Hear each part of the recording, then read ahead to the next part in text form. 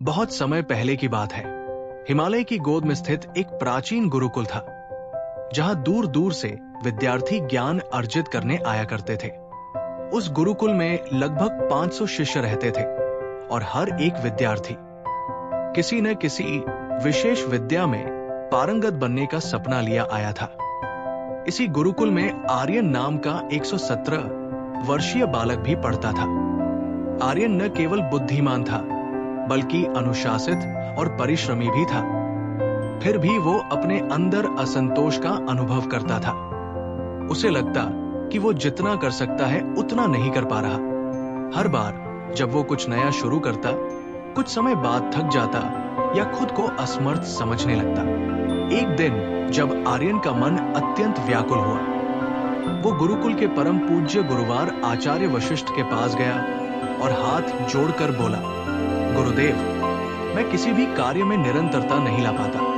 कुछ समय बाद मन ऊब जाता है या परिणामों की चिंता मुझे निगल जाती है। कृपया मुझे मार्गदर्शन दे।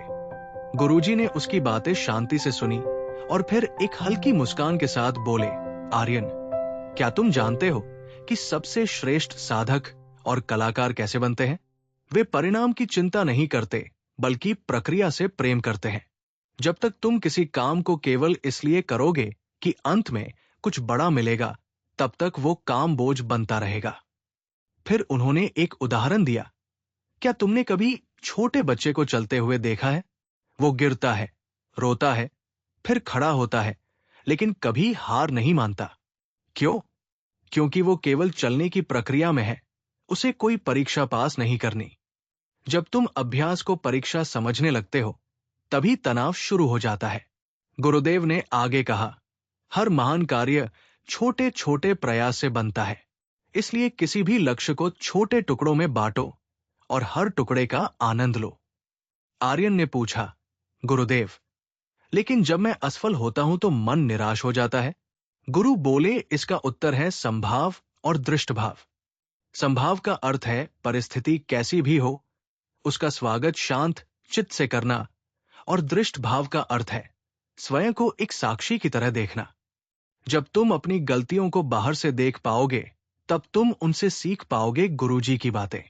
आर्यन के अंतर्मन में उतर गई। उन्होंने अंतिम में कहा, बेटा याद रखना, सफलता कोई मंजिल नहीं, वो यात्रा में छुपी होती है।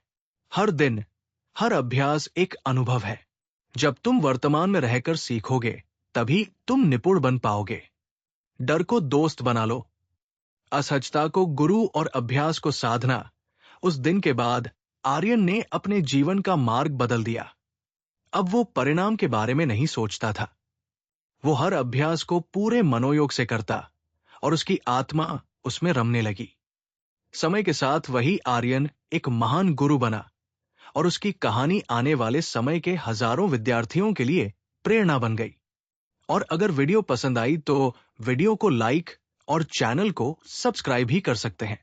धन्यवाद।